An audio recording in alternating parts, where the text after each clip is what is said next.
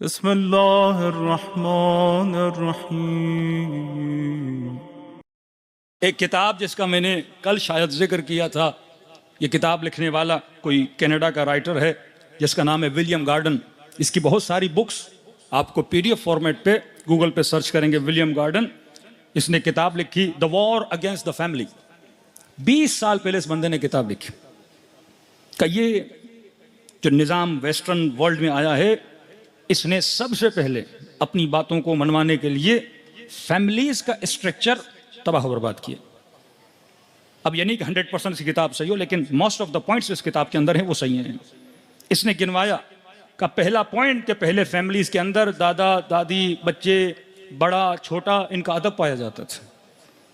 इन्होंने फैमिली के निज़ाम को तबाह करने के लिए, क्योंकि एक फैमिली मुक़द्दस तभी रहती है जब उसका ताल्लुक क्या हो, मुक़द्दस हो। और मुक़द्दस ताल्लुक तब बनता है जब मर्द और औरत अपना ताल्लुक निकाह के जरिए से आपस में जोड़ें। खुफिया ताल्लुकात, छुपे हुए ताल्लुकात, उसमें मुआशरे का कोई खौफ नहीं होता। लेकिन जब एक निकाह होता है, इमाम बारगाह हो या किसी हॉल में हो, कहीं पर भी हो, 10 लोग शिरकत करते हैं, पूरी दुनिया को पता चलता है ये मर्द और औरत आपस में क्या हो गए हैं, महरम हो गए हैं। का इन्होंने सबसे पहले शरई शादियों को मुआशरे में ख़त्म करना शुरू कर दिया। ऐसे ऐसे कवानीन बनाए कि बंदा 10 बार सोचे कि मैं शादी करूं कि न करूं। इसके बजाय कि रिश्ते इज़्दवाज को आसान किया जाए जवान नस्ल के लिए, इन्होंने इतना मुश्किल कर दिया कि आप टीवी में देखते हैं महंगी महंगी शादियां। तब जाहिर है ऐसी शादियों को देख के वो जवान खातून, वो जवान मर्द या जवान बच्चा हो, उसके दिल में क्या पैदा होगा, ख्वाहिश पैदा होगी कि बाप मैं भी चाहता हूं कि मेरी शादी ऐसी हो, इतना बड़ा जहेज हो, इतना बड़ा फंक्शन हो, इतने बड़े फोटोग्राफर हो। अब उसके अंदर क्या पैदा होती जा रही, ख्वाहिशें पैदा होती जा रही है ना। अब उसको वालिद के बेटा मस्जिद में निकाह हो जाएगा, उसके बाद घर चले जाना, इतने पैसे अपनी जिंदगी पे लगाना, एक आधी गाड़ी ले लेना, अपने कारोबार पे लगा देना। लेकिन नहीं, इसने दिखाना है अपने दोस्तों को। सोशल मीडिया का जमाना कि बंदा खाना भी खाए तो फोटो ले, बंदा घूमने भी जाए तो फोटो ले, फिर क्या मौलाना औलादें बीमार हो गई, नजर लग गई, ये हो गया। इस्लाम में मना है तबर्रुज जाहिली, इस्लाम में मना है रियाकारी। किसी मोमिन ने कहा मौलाना हम तो फोटो नहीं लेते, लेकिन अपनी बेगम से बड़े परेशान है। मतलब टेबल पे खाने को हाथ नहीं लगाने देती, पहले कहती हैं फोटो निकालना है और हमने इंस्टाग्राम पे या मुख्तलिफ पोस्ट पे फोटो को डालना है। ये फिक्र गलत है। मुआशरे में हर चीज को दिखाना, घर की 4 दीवारियों को अब हर बंदे के लिए खोल देना। जवान गमगीन है, पोस्ट डालता है मैं गमगीन हूं। मासू फरमाते हैं अपनी इज्जत का ख्याल कर, इज्जत नफ्स। करबला हमें इज्जत सिखाती है, सेल्फ रिस्पेक्ट। मौला फरमाते हैं अपने दिल का हाल हर किसी को न बताया कर, अपना गम हर किसी को न बताया कर। रिश्तों में दरार पैदा हो गई, बिजनेस में नुकसान हुआ, कोई भी मसला है, घर के अंदर झगड़ा हो गया, ये हर किसी के सामने अपने दिल का सुफरा न खोला कर। 4 लोगों को बात बताओगे, कोई तुम्हारे मसले का सोल्यूशन तो तुम्हें दे नहीं सकता। बैठ के बातें सुनेंगे, उसके बाद किसके पीछे बातें बनाएंगे, तुम्हारे पीछे बातें बनाएंगे। फरमाया मना है सख्ती से। मासूम फरमाते हैं अपने नफ्स को किसी के सामने जलील न किया कर, अपनी परेशानियां बताकर, अपने घर के प्रॉब्लम्स बताकर, यहां तक अपने ऐब, अपनी बुराइयां, अपने गुनाह अपने दोस्त के साथ भी जिक्र न किया कर। का खुदा सख्त नाराज होता है। अल्लाह की आवाज आती है जब मैं सत्तारुल उयूब हूं, तुम्हारे गुनाहों को छुपाता हूं, तो तू क्यों अपने गुनाहों को लोगों को बताता है। गुनाह तुम्हारा तब तक छुपा रहेगा जब तक तूने लोगों को छुपा के रखा है। फरमाया वो राज कैसा जो किसी को बता दो। बड़ा फारसी का प्यारा जुमला है कि आरिफ सर मीदहद सिर नमीदहद, जो मकाम मारिफत पर है वो सर तो कटा देता है पर अपना राज कभी लोगों को बताता नहीं है। अपने राजों को रब के सामने रखा कर। तो पहली चीज जो अहले बैत अलैहिस्सलातु वस्सलाम सिखाते हैं वो अपने वजूद की इज्जत का ख्याल रखना। इन्होंने फैमिलीज को तबाह करने के लिए, तबाह हो बर्बाद करने के लिए ये रिश्तों को, शादी को इतना मुश्किल बना दिया। अब ये जवान मजबूर है क्या करने के लिए, गुनाह करने के लिए, जिसको बोलते हैं वाइट मैरिजेस। ये मुख्तलिफ मुसलमान मुल्कों में नौजवान गया, कोई फ्लैट ले लिया। आज आप डिफेंस की तरफ, क्लिफ्टन की तरफ जाएंगे, सैकड़ों ऐसी बच्चियां हैं, सैकड़ों ऐसे जवान हैं जो तको तनहा रह रहे हैं, अपने किराए पे फ्लैट्स ले लिए हैं वालिदैन को छोड़ के। और वहीं पे कॉन्सेप्ट ऑफ गर्लफ्रेंड और बॉयफ्रेंड, इस्लाम में ये कॉन्सेप्ट है ही नहीं। आज कितनी आसानी से आप सोशल छोटे छोटे क्लिप्स देखते हैं, ये नौजवान बनाते हैं। मतलब ये लफ्ज इतना कॉमन हो चुका कि ये मेरी गर्लफ्रेंड है, वो कहे मेरे बॉयफ्रेंड है। फैमिलीज के अंदर ये चीज आ गई, क्योंकि आज जब अपनी बच्चियों को को एजुकेशन में भेजोगे, मसला यह है कि आप ये चाहते हो कि आप बच्चे को पानी में भी भेजो लेकिन उसका बदन गीला ना हो, इम्पॉसिबल है। इस्लाम कायदा बताता है, कानून बताता है। अगर कायदे कानून पे अमल किया बचोगे, अगर कायदे कानून पे अमल न किया, बड़े से बड़े मुज्तहिद भी हो, बड़े से बड़े आयतुल्लाह भी हो, बचने का कोई इम्कान नहीं है। कानून है महरम और ना महरम, कानून है मिक्स गैदरिंग, हराम है इस्लाम में। क्या मौलाना कज़न हैं, खालाजाद हैं, चचाजाद हैं, मामूजाद हैं, अपनी जगह, लेकिन जब कोई नामहरम है हाथ मिलाना, जब कोई नामहरम है बालिग होने के बाद अपने बालों को जाहिर करना, इस्लाम में हराम है। फरमाया अपनी लिमिट्स को, अपने स्पेस को रखो। ये नहीं कि बद अखलाकी पे उतर आओ, ये नहीं कि कते रहम पे उतर आओ, सलाम दो अपनी जगह पे, लेकिन फरमाया नामहरम से ज्यादा बात करना, इन ताल्लुकात का। अगर इस कानून को तोड़ोगे तो गुनाह में पड़ोगे, ये 100% है। ये हो ही नहीं सकता कि गुनाह में न पड़ो। अगर बच्ची को किसी को एजुकेशन में भेज रहे हो, तुमने अल्लाह का कानून तोड़ा है, मौलाना मजबूरी है क्या करें, उस पर कानून तोड़ा है आपने। अगर इस कानून को तोड़ोगे, पीछे से तरबियत पे नहीं है, बाप सुबह से शाम तक बिजनेस के पीछे, माँ सुबह से शाम तक या किचन में या ड्रामों में, अब औलाद की तरबियत कौन करेगा? औलाद को दे दिया हमने स्कूल्स के हवाले, औलाद को दे दिया गलत टीचर्स के हवाले, औलाद को दे दिया गलत दोस्तों के हवाले। अब ये दोस्त है, कभी इसी का बर्थडे, कभी उसी की पार्टी, कभी यहाँ वहां। अब जाहिर है बंदा मिलेगा तो चार बातें होती हैं, सोशल सर्कल बनता है, फिर दोस्तियां बनती है, फिर उन्हीं के बाद आज ऐसे ऐसे कैसे जाते हैं। मौलाना बेटी को समझाइए, किसी लड़के को पसंद कर लिया, माँ बाप की नहीं सुन रही, अब किसी भी सूरत में कहती है शादी कराओ या खुद को मार दूंगी। मैंने कहा अब तो समझाना दूर है, दिल एक बार गिरफ्तार हो गया, बड़े से बड़ा हकीम भी इसका इलाज नहीं कर सकता। जब आग इसके वजूद को लग गई, अब इस आग को कोई बुझा नहीं। इलाज पहले है, कैंसर हो गया अब क्या करोगे? परहेज पहले है। अगर परहेज नहीं किया, आपने जहर खा लिया, अब लाख हकीमों के पास जाओ, हकीम साहब मैंने जहर खा लिया है, अब कोई दवा दीजिए, अब वो मोजिजा हो सकता है, उसके अलावा कुछ भी नहीं है। या खौफ खुदा इतना ज्यादा हो कि वो चीज छूट जाए। मोहब्बत इतना खतरनाक मामला है, तभी फरमाया क्योंकि अल्लाह इंसान की नेचर को जानता है।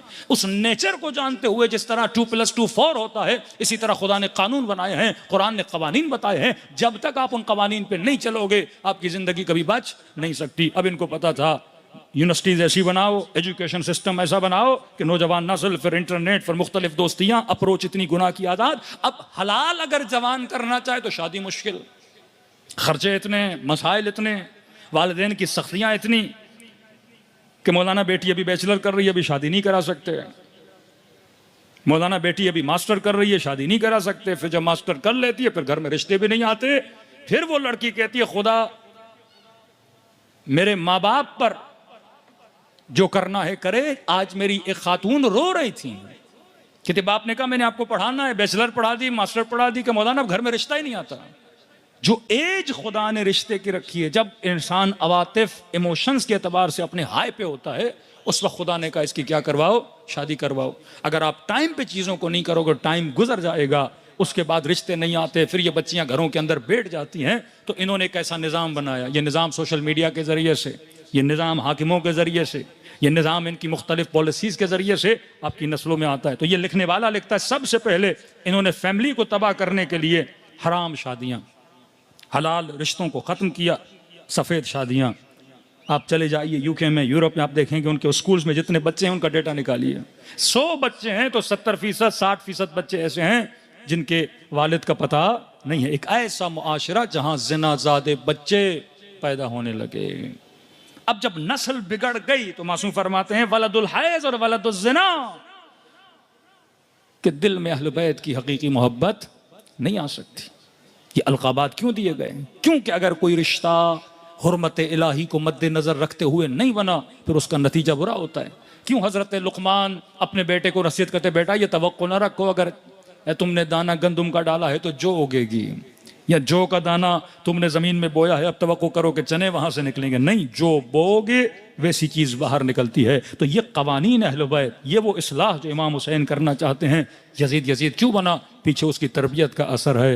करबला में अकबर क्यों बना? उसमें उनकी बड़ों की तरबियत का असर है। ये असर और तरबियत उम्मुल बनीन है कि अब्बास जैसे बेटे बावफा करबला में खड़े हैं। तो सबसे पहले इन्होंने फैमिली को तबाह करना चाहा। फैमिली को तबाह करने के लिए शादी मुश्किल कर दी ताकि ये हराम रिश्तों में पड़ जाएं। और फरमाया कि घरों में अब शादी तो कर ली, फिर औलाद पैदा नहीं करते। बिल्कुल औलाद पैदा करने का रेशो आप वेस्ट में चले जाएंगे कम होता जा रहा है। अब जाहिर है इंसान के अंदर मोहब्बत और उल्फत है, ये बड़ा हो जाता है, इसको चाहिए किसी से मोहब्बत करे। फिर इनकी गोदों को जानवरों से भर दिया। आज वहां चले जाइए किसी भी पार्क में, कोई घर नहीं जिसमें कुत्ता ना हो, कोई घर नहीं जिसमें बिल्ली ना हो। देखिए कुत्ते की फजीलत में भी कई बातें हैं, जैसे उसकी वफा। कहा ये इतना खतरनाक जानवर है, बहुत जल्दी इंसान के दिल को क्या करता है, अपनी तरफ रागिब कर लेता है। आप किसी भी जानवर को पालें, इतना आपका उसके साथ अटैचमेंट नहीं होगी जितना कुत्ते के साथ हो जाती है, क्योंकि उसके अंदर वफा है। तभी का इसको घर से बाहर रखो, क्योंकि अगर ये घर के अंदर आया तो जिसकी जगह घर में होनी चाहिए उसकी जगह पर भी क्या कर लेगा, कब्जा कर लेगा। एक बिलियनर बंदा मर जाता है, बिलियंस ऑफ डॉलर्स की मिल्कियत किसके नाम करके जाते हैं अंग्रेज? कोई कुत्ते के नाम पे करके जा रहा है, कोई बिल्ली के नाम पे करके जा रहा है। घरों से औलाद को निकाल दिया, शादियों का रिश्ता खत्म कर दिया, इनके घरों में कुत्तों को डाल दिया। और भी इंसान की फितरत को तबाह करने के लिए इन्होंने LGBT, हम जिन्स गिराई। पूरा कुरान में एक सूरा है, सूरह लूत। हमारे माशरे बीमारियां होंगी, छुपी हुई हैं। आप ये कहो कि वहां शराब पीते, पाकिस्तान में कोई नहीं पीता, पीते हैं। उनके माशरों में ज़िना है, हमारे माशरे में नहीं है। उनके माशरों में रिबा, फसाद, फिसाक है कि हमारे माशरे में नहीं है।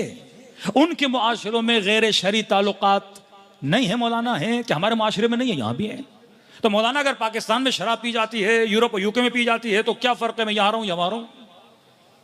वहां पे बदहिजाब है, यहां पर भी है, यहां रहूं वहां रहूं, एक फर्क है। उन्होंने इन चीजों को लीगलाइज किया है। इमाम हुसैन बताते हैं मेरे खुरूज की 4 वजूहात हैं। एक वजह फरमाते हैं मालिम अल इस्लाम, मैं हुसैन इसलिए खुरूज कर रहा हूं कि जो इस्लाम का अलम है, जो इस्लाम की हुर्मत है, जो इस्लाम की निशानियां हैं, वो माशरे से खत्म होती जा रही हैं। मुस्लिम मुआशरे में इस्लाम की निशानी मस्जिद, इस्लाम की निशानी हिजाब, इस्लाम की निशानी ईदों को मनाना, कुर्बानी का करना, ये निशानियां हैं। जुलूस आप निकालते हो, ये एक शिया सोल्जर बाजार में अगर शिया रहते हैं तो यहां मजलिस होगी, यहां पे नुहा होगा, यहां पे जुलूस निकलेगा। ये निशानी है कि ये मुआशरा शिया मुआशरा है। किसी क्रिश्चियन के मुआशरे में जाओगे, वहां पे उनके कलीसा और चर्च की घंटी नजर आएगी। किसी हिंदू मुआशरे में जाओगे, वहां पे मंदिर नजर आएगा, प्रसाद नजर आएगा।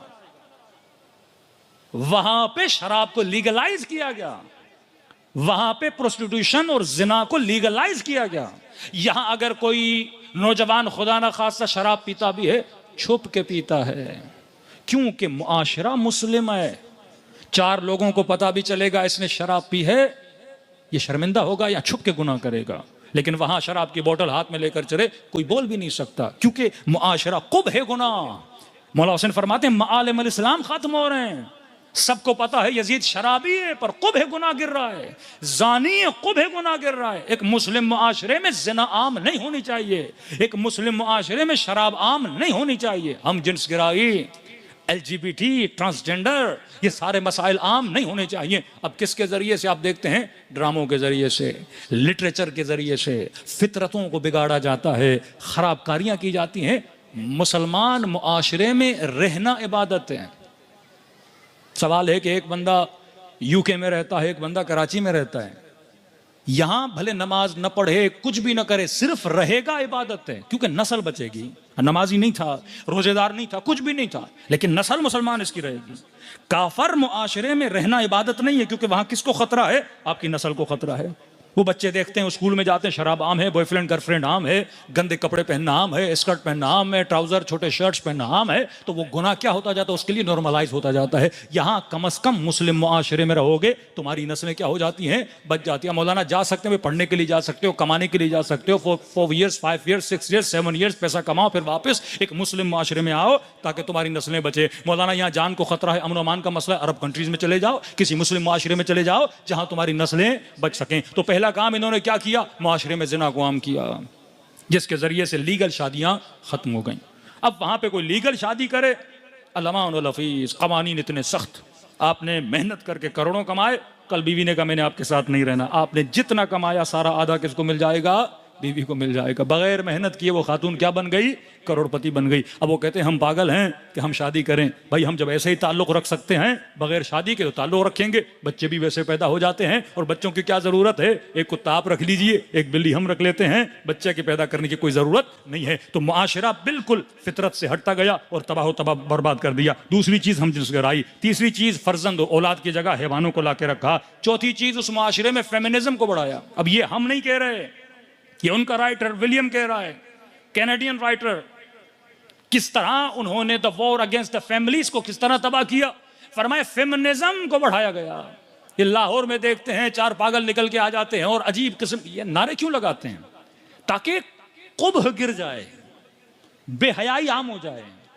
अगर उनके अगेंस्ट कोई बात भी करता है, आप देखें सोशल मीडिया की ये लोग, सेलिब्रिटीज का एक बहुत बड़ा टॉपिक है। अगर कोई बंदा सेलिब्रिटी बन जाता है, एक हमारे मशहूर नूह खान हमसे मिले किसी जगह पे सफर में, मौलाना बड़ी सख्त गुफ्तगू करते हैं नूह खानों के लिए। मैंने कहा सख्त इसीलिए है क्योंकि आप सेलिब्रिटी हो, आप ब्रांड हो।